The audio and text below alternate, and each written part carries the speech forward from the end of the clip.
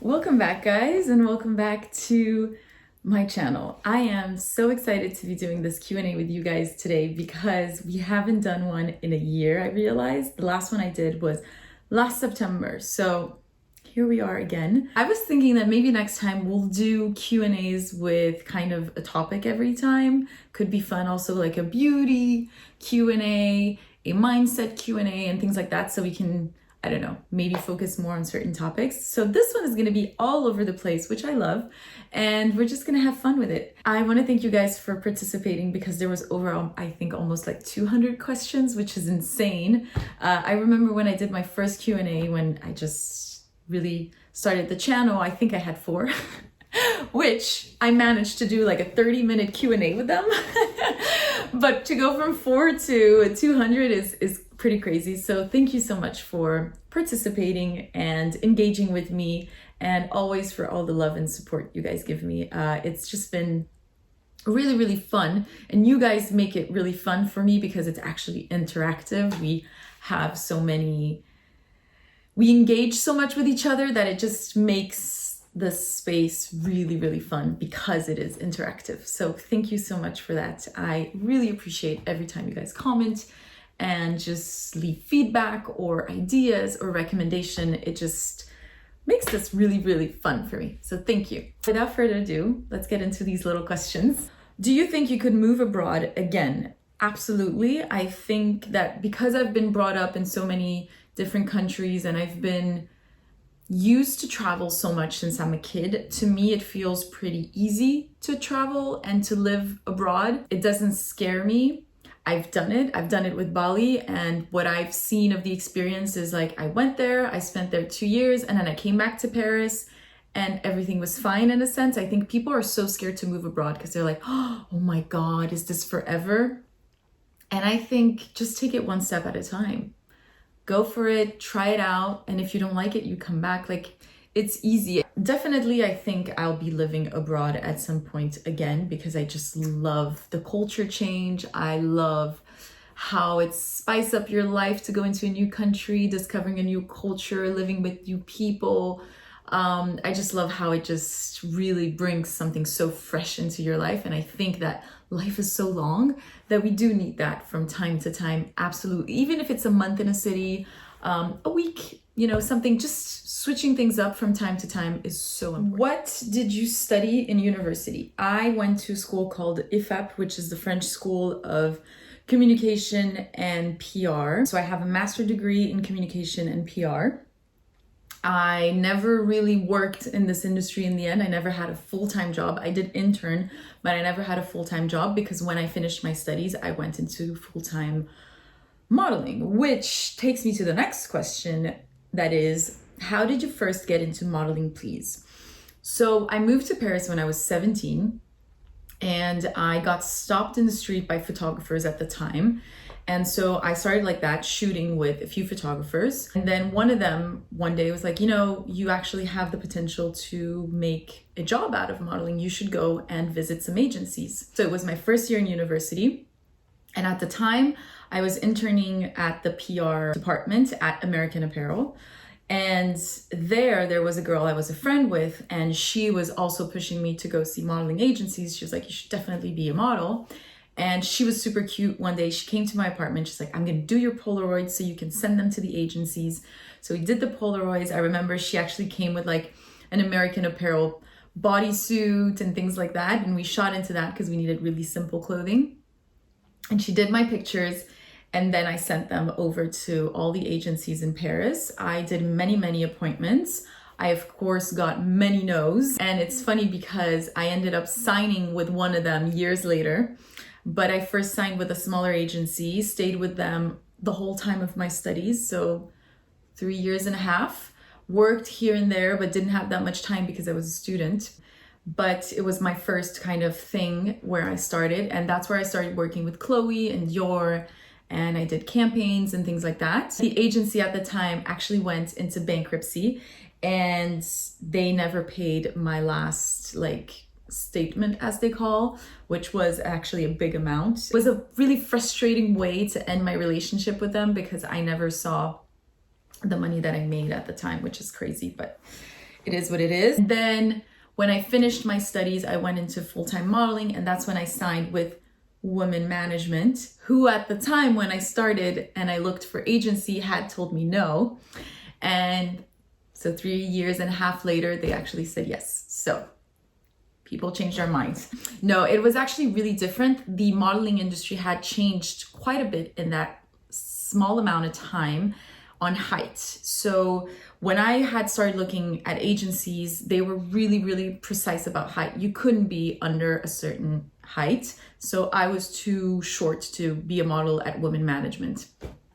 Fast forward 4 years later, they had kind of widened a little bit more their requirements, where they're like, oh, it's not because you're short that you don't have a potential, because you could be doing beauty, you could be doing more photographies, and depending on how your body is proportioned in a way, because I have like pretty long legs and all of that, then on pictures, it doesn't look like I'm short. So it's just a question of that. And they were more open to that. So I got to sign with them 4 years later, stayed with them over 10 years, and recently changed for a new agency called City Models because I needed a fresh start. So that's my modeling journey. Okay, you seem so mature and put together. What are your best advice for becoming disciplined? My best advice to be disciplined, first of all, it's for you. You know what I mean? Do it for you, to be disciplined. Like, there's nothing nicer in life than finishing your day and feeling accomplished, feeling like you're doing things for yourself.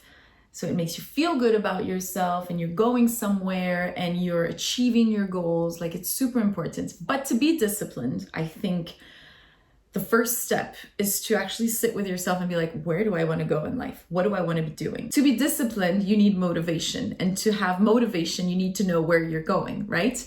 So the first step of all of this is understand where you want to go. And I think most of the people forget to ask themselves that question, and they're kind of in autopilot. But yeah, ask yourself the question, if you had a magical wand, is that how you call it? A magic wand?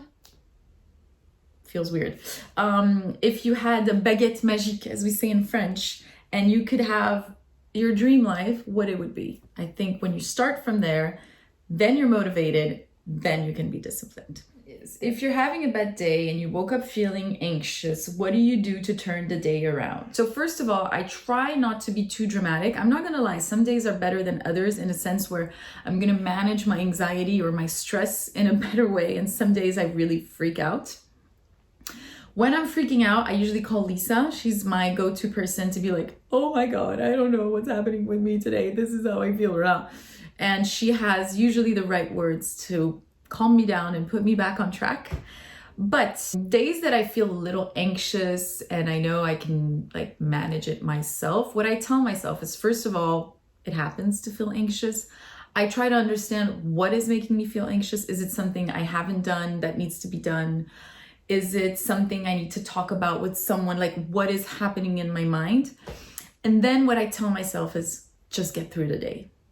Get through the day, because what you need right now maybe is a good night of sleep, and you need a good workout, or you need just a self-care evening and a good night of sleep, and it's happening at the end of the day. That's what I tell myself. If I feel anxious or anything, I'm like, okay, get through the day, do the best you can, reward yourself with a really nice evening, and tomorrow will be a better day. But then I also think, like, my therapist always told me, I was like, every time I tell her, oh, I'm feeling anxious, I'm this, I'm that, she's always like, try to understand why, because it's your mind trying to tell you something. So read into it, try to understand what is going on, because maybe you might have really interesting answers and really interesting things to figure out. And then one thing that I do when I'm feeling anxious, I write in my journal. It really helps me to get just all the anxiety, all the emotions out into paper, because you can just like write whatever.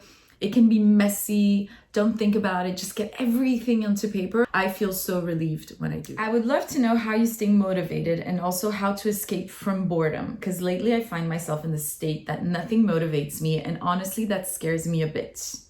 So on the how to stay motivated, I think I've answered to it before on the discipline thing.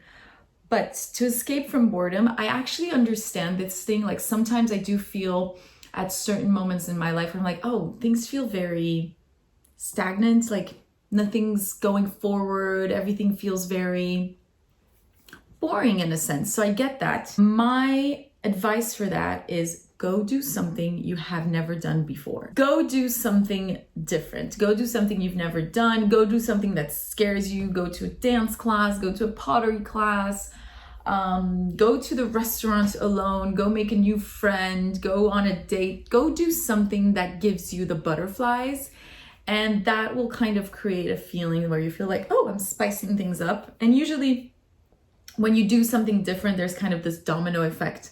It's going to bring other different things into your life. So I would do that. Go do something you've never done. What language do you and Lisa usually speak when you're alone and with your parents? So when Lisa and I are alone, we speak French. That's our main language. But sometimes we speak English. It depends. That's our language. And then if we want to say something that we don't really want people to understand, we speak Portuguese, because that's the language people don't really speak in public usually. So that's our like secret language. With our mom, we speak in Portuguese. With our dad, we speak in French. And then when we were kids at home, we were speaking English, French, and Portuguese. Those are the three languages that we would speak as a family. We did a girls' trip to Taormina after watching your vlogs. Oh, that is so cool. Do you have any other European destination recommendations for a girls' trip? Oh, of course. London, love London. Milan, of course. Lisbon, such a cool trip to do if you want to kind of do city and beach vibes. And Sevilla, love this city. Formentera, really nice if you want to do kind of a beach trip. Athens, loved Athens. We did that for my birthday last year. Such a cool city, so much to do. Yeah, those are like kind of my go-to cities that I love. Where do you keep, okay, this is like the random section. Where do you keep all your clothes in your tiny Paris apartment? So I have a closet right in front of my entrance that is pretty big. And then I have up there, I have a little commode. How do we say that in English? Let me see, commode en anglais. Oh, a chest of drawers. And then what I do, I have a very big suitcase, and when summer's over, I put all my summer clothes in there. And when winter is over, I put all my winter clothes in there, and I kind of switch my closet up. It's basically a lot of stacking very precisely things on top of each other and just putting things wherever I have a little bit of space. So it is what it is. But I'm also pretty minimalistic in regards of what I have in terms of clothing. And I think you guys have seen this because you see me wearing a lot of the times the same things. So it is what it is. What do you do with clothes you no longer wear? Do you throw them away or use platforms like Vinted to sell them? How do you avoid becoming a hoarder? So clothes that I no longer wear, I usually, things that are in good state, I'd use Vinted. I use Vestiaire Collective for things that are designer pieces. And things that really cannot be sold, I give them away to like a recycling platform, I guess. How do you avoid becoming a hoarder? Honestly, I don't shop a lot. I shop extremely consciously. I only shop when I need things. I make looks before I shop to make sure that I'm gonna actually wear the pieces.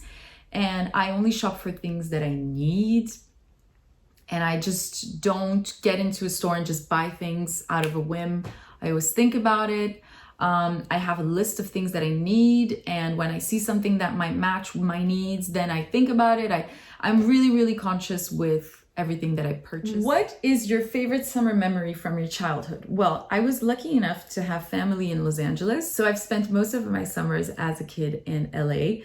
And that is my favorite childhood memory because we had so much fun with my cousins, and my aunt lived in a very peaceful and gorgeous home, and we would spend our summers there, and she had chickens and she had tomato bushes, and it was just really, really fun. And we had an amazing childhood over there, and I have great, great, great memories. And sometimes I wish I could go back there just for a day, like in time, you know, as a kid, so we could just like relive that. She would do amazing 4th of July parties, and these are like little moments that I'd love to like go back to. I really love that you and your sister started a business. Did you have anyone in your life who had done something similar before you to help? So definitely, my dad actually has his own company for a really long time now. And so he's pretty business savvy. And even if he's not in the industry of fashion, he really understands the basis of building a company. So he was truly a big help into getting this started for us. Also, we grew up in that environment where my dad was an entrepreneur and spent a lot of his time kind of promoting how great it is to have his own company. He also built this company with his brother, so it is a family business. So he always, pushed Lisa and I to be like, you guys should do something together because it's the best adventure ever, especially as a family. So yes, we did grow up into that environment. And so it kind of came naturally for Lisa and I to one day have the desire to have our own company. Let's get into a subject you guys are eager to talk about. I want you to describe the dating atmosphere as a girl in her 30s, the ups and the downs, the dating apps, how to keep motivating and not giving up after lousy dates. You mentioned you've been trying dating apps. How has that experience been for you so far? Dating in your 30s is I knew it was going to be challenging. I knew it was going to be very different from when I was in my 20s. And it was quite the experience, I have to say. So first of all, if I were to give my feedback on apps, as much as I think it's really complicated to meet someone on an app, I think today, if you want to meet someone, you have to be on an app because that's where everyone is. What I see around me is that people are kind of like, I'm done with apps, I can't anymore, this and that. But it's kind of like looking for an apartment, you just need one. And I know it's hard after you had so many lousy dates. And I was at some point in that kind of momentum, I would call. I had lousy dates on lousy dates on lousy dates. I understand that it gets like, you're like, oh my God, this is gonna be way harder than expected. But I guess it's part of the game to actually find the right person. And I think also it's part of the game in the sense that when in the end you're sitting in front of the person that corresponds to what you're looking for, you actually see them because you've had all those lousy dates. You know what I mean?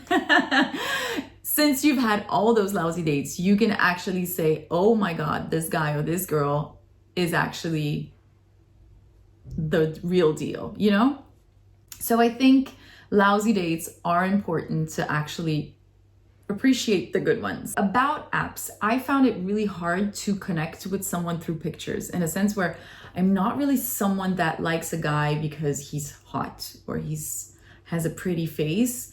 I'm way more attracted to aura and charisma, how the person talks and how they carry themselves. So for me, when I was like going through the app, I had a really hard time liking guys to a point where Lisa's like, I'm just going to do the liking for you and I'm going to like more or you're never going to go on a date. So, and that was helpful. That led me to a few dates. Some of them were really lousy and, some of them were fun. So that's that. I've also been set up several times.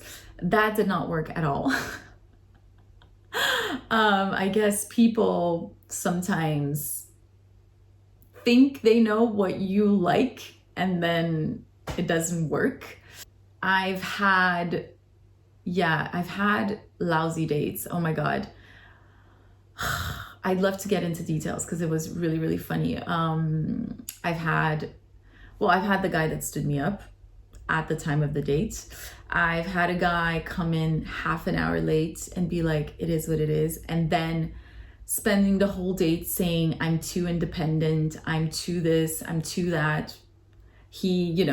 And then he proceeded to actually write it to me to be like, I don't think you need a man in your life because you clearly are too independent and this and that. And I'm like, okay, whatever. But it all made me, honestly, it was great conversation for my friends. They loved all the stories and we laughed a lot. So I guess if I understand that going on lousy dates is annoying, but I guess think like this. you need all the lousy dates to actually see that you're having a good one, you know? And second, it's great stories for your friends. They will love you for that. My friends loved all my dating stories. So it's great content. Do it for the friends, do it for the content, do it for the plot twist. Then the other thing that I found that dating in your 30s is that is very complicated, and for two things. So first of all, dating in your 30s gets a little bit more serious in a sense where you're dating, so I'm 33, so I was basically dating guys that were over 33 up to 40. And you can sense in dates that it's more serious quicker because people straight away want to get into the baby talk and the wedding talk and this and that. It's different. The vibe is different, you know, than in your 20s where everything's just so much more easy. You get into the 30s and you're like, okay, everyone's a little bit stressed about being in their 30s. You know, everyone's like, okay, we have boxes to tick, so let's do this. And that's something you kind of have a feeling of. That's where it got me to another thing that I noticed in dating in your 30s, but also dating in this era of social media. There's so much content about red flags, green flags. If the guy or the girl does that, if this, that, don't go, do this. Like there's so much content of people telling you what to do or not to do in the dating scene. It's one, super overwhelming because nobody can digest so much information, even if it's very useful and very interesting. I'm not like saying it's not useful, it is, but it gets just so overwhelming. And then you sit at a date and you start thinking about all these things, and it's really hard to just be present in a sense. And on the other side, I had people ask me questions where you could feel they were looking for the red flags, looking for the green flags. And I was like, the way I ended up thinking was, how about just seeing if we like each other and start by falling in love? Because falling in love is not something rational. You know, you're gonna fall in love sometime. Like, you cannot put, I'd say, love is something so irrational sometimes, but so magical that I feel that all these things that are popping out on social media are preventing us from falling in love. Of course, we have to be conscious of things that, you know, shows who the person is and things like that. I'm not saying you have to be completely blinded, but I think it's important to just also see if you have those little butterflies in your heart that, you know, could actually make you fall in love with the person, because love is amazing. And I think we're kind of missing out the point in dating, and people are not falling in love anymore. They're just trying to tick boxes and make sure that the person is a living green flag. And the reality of everyone is we all have green flags and red flags. We're not perfect. Nobody is. And one of the things that kind of make you accept not serious red flags, of course, but like little red flags that we all have, things that might annoy the other one, the things that kind of make you be like, it's fine, it's because you're in love. And yeah, that's kind of what I missed the most in dating in this kind of new dating environment, is a little bit more of romance and love. People are missing the point. The point is to fall in love, and I wish that was a little bit more on the table. Like, I've had guys be like, why are you still single? What is the problem with you? What type of question is that even to ask someone? But, you know, it was kind of that thing. They try to dig and understand. So, yeah, falling in love is something, I love, you know. That's been my life dating in my 30s. Yeah, definitely there is, you can feel the pressure. It's very different from the 20s. But I think the one thing that I have to say, don't lose hope. Don't lose hope, because love is out there and it's coming for you. And it's funny because I'll talk about that after. Okay, next question. Do you feel like I'm building suspense? I am because I feel like, why not? You always seem so happy. Any tips on how to get a long-lasting positive mindset? My tip to get a long-lasting positive mindset is do not believe you can have a long-lasting positive mindset.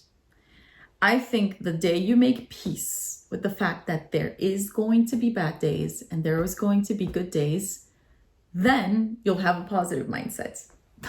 What I mean by that, to me, like if you don't have bad days, you can't have good days, right? So during the bad days, you might not have the best mindset. You might have a little bit of a negative mindset, and that happens. It happens to all of us. But I think that by accepting that, you're a little bit more positive because you're like, you know what, today I'm not feeling it. It's fine. Tomorrow will be a better day. It's a little bit like that.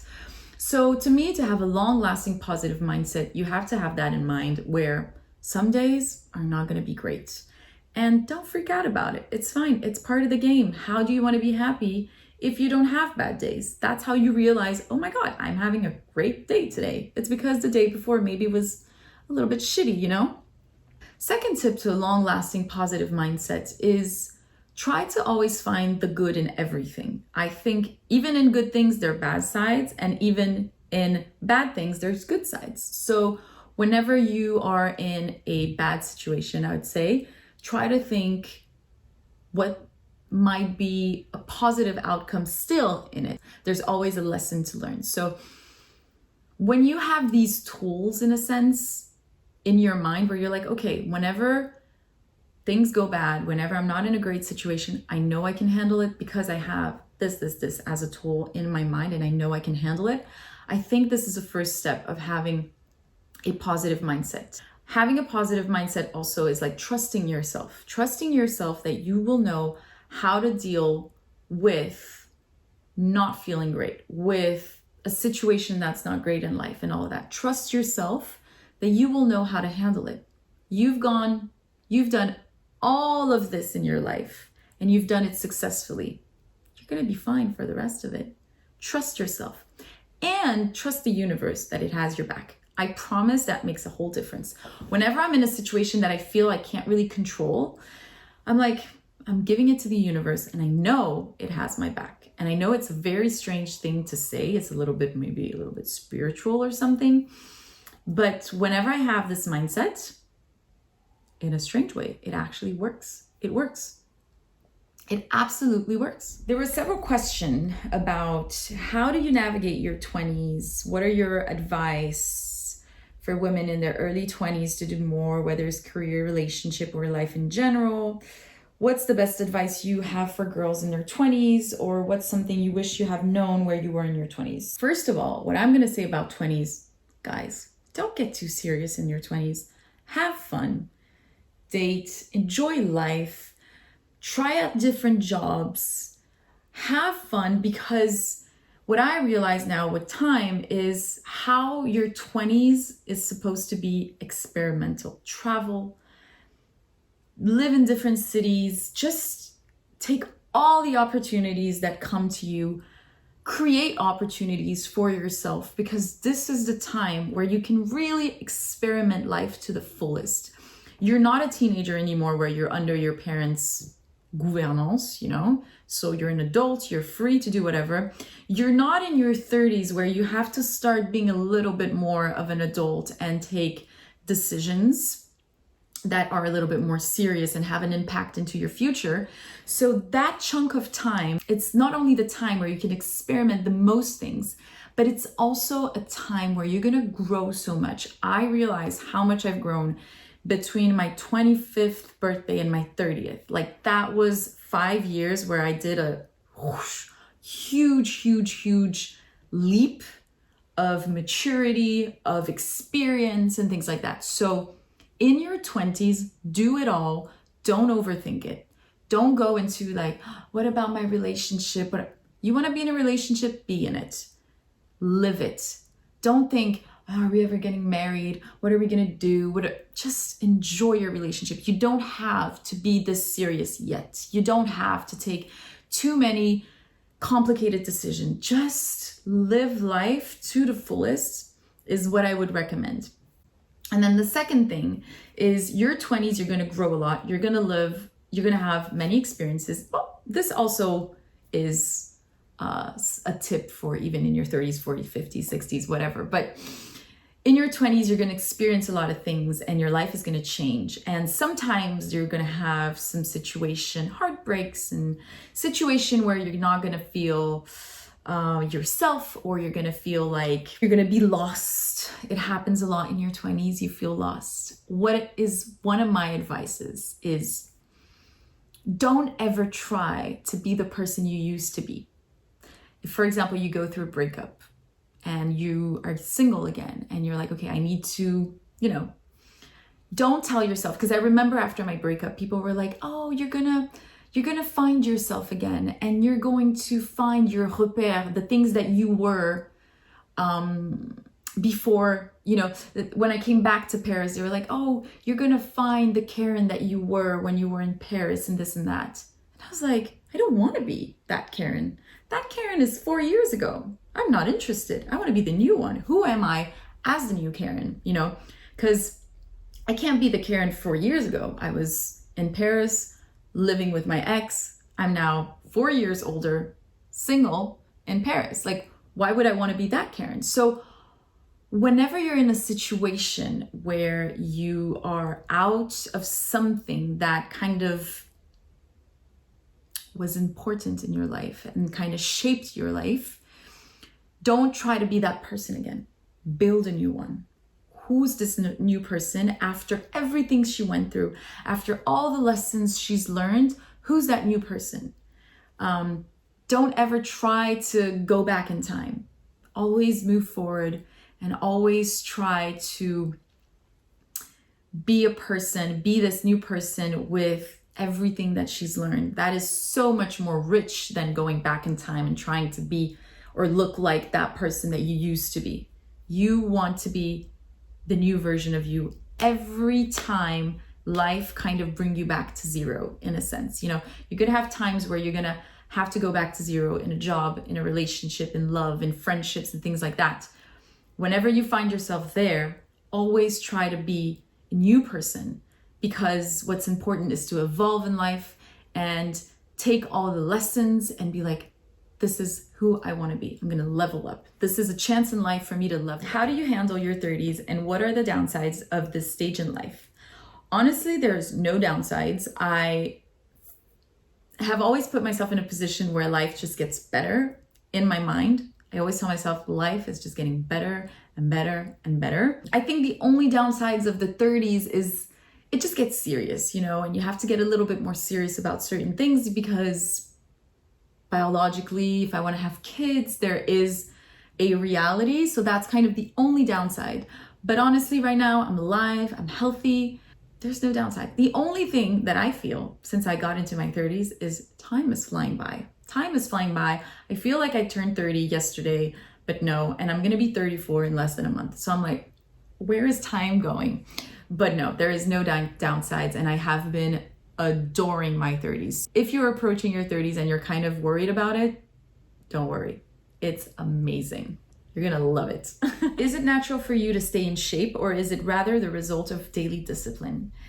It is 100% the result of daily discipline. I have to say that my body looks better now in my 30s than in my 20s, because in my 20s I wasn't working out. I didn't have a good diet. I was just living life. Not that I restrict myself now. I eat whatever I want. But then I'm very healthy. I love healthy foods. So it is not something where I feel restrictive. I eat as much as I'm hungry. And I eat healthy and nourishing foods all the time. And do I have fun with food? I have pizza and burgers and things like that. Yes. I think it's important to not mentally restrict yourself, because that's when you actually want things even more, in a sense. I started working out very, very frequently in 2019, never stopped ever since. And I really saw a huge change in my body. Absolutely incorporating Pilates and just having fun with working out in general, trying different workouts, always being active, choosing, for example, to go up the stairs instead of taking the elevator, choosing to walk instead of taking the taxi or the metro, are little things that I try to always have in my daily life to stay active. But yes, working out consistently has been the best thing ever. One thing you'll find out if you're just at the beginning of your, I'd say, fitness journey, is at first it's hard because you don't see the results really quickly.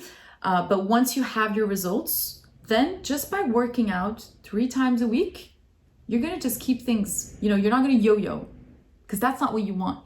You want to be able to always feel good in your body. So once you've achieved what you want, you just have to maintain it. And then it's just like a bliss. You don't have to, oh my God, I have to get back into working out and this and that. You just have to stay in that lane where you're always having a little bit of workout every week, always trying to get something in. And I think that's where I found a great balance. Where should an American girl live in Paris if she wants to do a month or more? I would recommend the 6th. So, here the neighborhoods are organized by numbers. So the numbers that I would recommend is the 6th, the 1, the 2, the 3, the 4, the 10, the 9th. And that's it. Yeah, those are the numbers I would recommend if you want to live here for a month. You could go to the 11th too. I know this is the question, well, that has been answered, but this is the question that came up the most. And it was, are you currently in a relationship? And the answer is absolutely yes, I am in a relationship. It has now been 4 months. Yes. We did our first date end of May, which kind of was the perfect timing, I have to say, beginning of summer. Oh, I couldn't have dreamt of a better way to start dating and fall in love. Definitely. That was like, the stars really aligned for me on this one. That was pretty magical. I'm not going to give more information for now because it feels it's still very young and it feels very private. The only thing that I would say is that when I started dating him, this is where I realized, first of all, that all the other dates I dated before, there wasn't any kind of magical energy, or the priority wasn't to fall in love. The priority was to tick boxes and like, okay, you're a good candidate to what I want to do in life, which is to get married and have kids. With him, it was very different. We definitely focused on having fun and falling in love. And I couldn't have dreamt of a better way to start a relationship. And then the second thing that I have to say is, I think that when you are with the right person, you don't really have a dating moment in a sense. Like, yes, of course, we did many dates and we went on dates and all that were dates. But from date 3, it already felt like we were together, even if it wasn't official for each other. It just was so natural and we felt so comfortable easily and quickly. And it felt like we both knew that we were so happy together and we were so happy to have found each other that it never felt like dating. It was just felt like we're just getting into this relationship from the start. And but it was also the fact that we both were very clear with our intentions. And I think that when people want something, they're clear with their intention. What I'm saying here is, if someone is kind of giving you hot and cold and doesn't know, it's because they're not interested. When both parties are clear and know what they want and are happy with the person, there's no really that many, I'd say, the dating phase is pretty short in a sense and easy because both of the people are like, yeah, there's no other way. At this point, we're dating and we're getting into a serious relationship, and it's kind of what happened for us. That's all I have to say for now. Yeah, that's all I have to say for now. But thank you for all the love, you guys. I was Oh, it gets me emotional.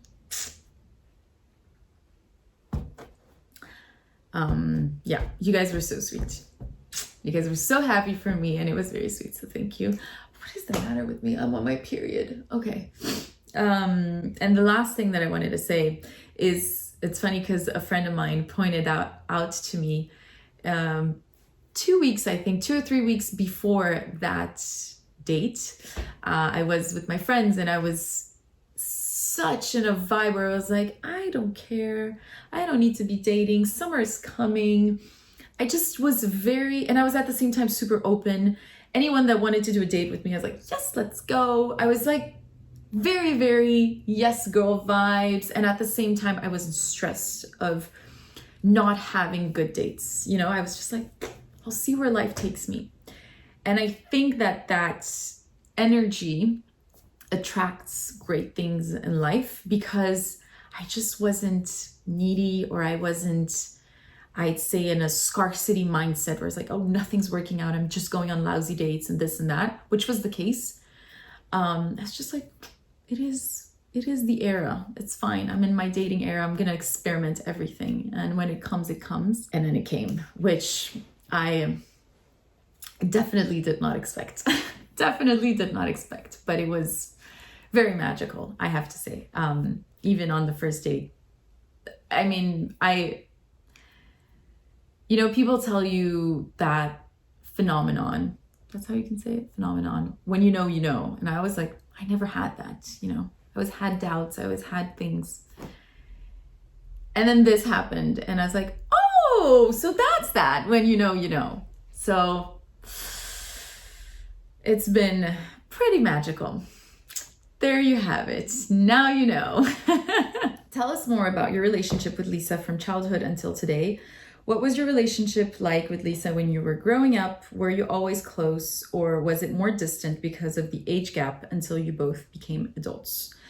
So Lisa and I are 7 years apart, and it's true that at a certain age we were distant because it was just, the gap was way too big in terms of life moments. Like when she was 10 and I was 17, we were super apart. I moved out for university and things like that, but we still were we were brought up to be best friends. Our parents really worked on that, always saying she will be the best friend you ever dream of, so you treat her in that sense. So we were really brought up into being very loving to each other and being very close to each other. We had the same bedroom. We were in the same bedroom as kids, so we spent a lot of time together. I played Barbies and things like that with her till really late in my time. We were always really close. But then she moved to Paris when she was 18, and that's when we got really, really close. Because we were a little bit more closer into what we were doing in life. So she was in uni, I was, working, and that's when we got really close. We lived together for a year, which was so fun. We lived in this tiny apartment together, but I mean, we had the best time. I would never regret this experience. And then with time, we're getting closer and closer, which we sometimes kind of tell each other, how close can we get at this point? We spend so much time together. And me living in Bali also made me realize how much I need my sister in my life. Like, I love to be able to see her daily. So we're definitely close. And I think that really the way our parents educated us together is the reason why we're so close. Are you fearful of having kids? Afraid your body will change? Afraid of the commitment? I wouldn't say fearful. I would say there's a part of me that is very excited for this phase in my life because I want to have kids. I want to have a family. That's definitely something I want. But yes, I am more conscious of how it changes your life, how it can change your body and things like that. I'm very conscious of that. So I try not to be fearful of it, but of course there is a sense of me that's a little bit anxious. I realize how you lose a little bit of your liberty, of course, because you have people to think of that is not your own, as I can right now just think about myself in a sense. So yes, the change of dynamic in my life and my lifestyle does sometimes worry me. But I think, like everything in life, you need to do you. And I have a vision of how I would do things. And when I think of that, I am pretty calm, if that makes sense. But definitely, I think it's absolutely natural to be fearful of these new things and new dynamics that come into your life. That is absolutely normal. Have you ever been cheated on? How did you get through it? So, have I ever been cheated on? Absolutely. I've been cheated on several times. Never very, I'd say, it's never a good feeling. It's never a good situation. It's always very humiliating and painful to go through. But what I did to get through it, I mean, each situation is very different. Most of the time, I just left the relationship. Once I stayed, and should I have stayed? I don't know, because I don't know if, I mean, cheating is such a subject. I think sometimes it can open new doors to your relationship. It can open communication, and you can get through it depending on where you are with your partner. So I don't think it should be something that closes the door on your relationship. I think it should open a conversation. I think our society sometimes is always like, he cheats, he or her cheats, you leave. I think there are so many other conversations to have around that. So it really depends on your situation.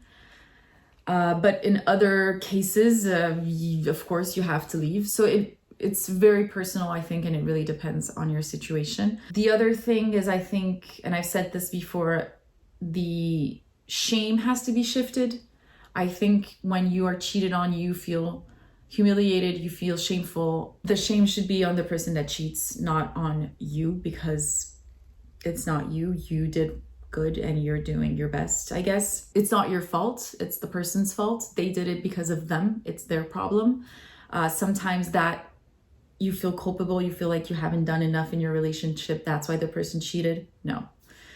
They shouldn't have cheated. It's their problem. And of course, it can be an open conversation. There can be reasons, and I think cheating comes in all shapes and forms, and I would never want to generalize it. That's why I say sometimes you stay, sometimes you leave, and it's so like your own. But what I can take away from you is, don't be shameful, because it is not your fault. You haven't done anything wrong. It's the person, and they should really understand that and truly apologize, and then you go from there. But yes, I have been cheated on, and it is never a comfortable situation to be in. Then there was a simple question, which was, how are you right now? Right now, I feel pretty good. I feel very overwhelmed. Having this new relationship, and so this new dynamic in my life has been an adjustment, because I realized how much life was easy when you can only care of yourself, in a sense, and you don't have, the dynamic of a relationship to deal with. Not that is a bad thing. I'm not saying this in a bad way. I'm just saying that it brings something more to deal with in life. And that's been an adjustment for me, especially that I have so much work that I realized that I was doing a lot in evenings and in weekends. And now evenings and weekends, I want to be enjoying my boyfriend's presence and be doing things with him. So that's kind of time that's been removed from my schedule where I was working.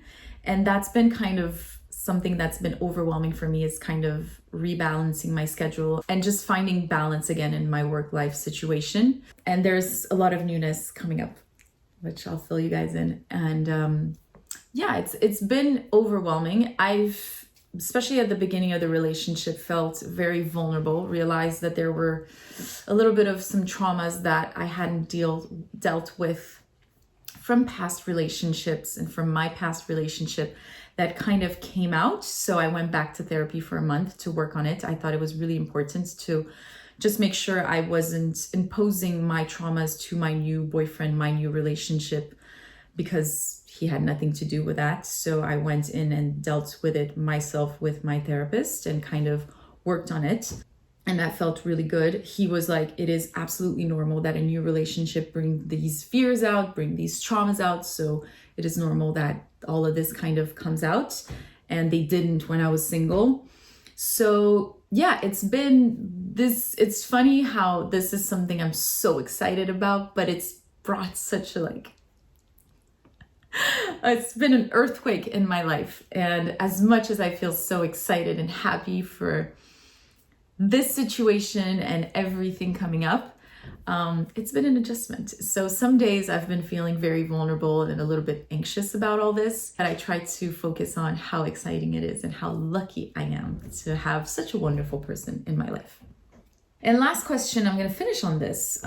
What has been your biggest or most exciting highlight of your summer?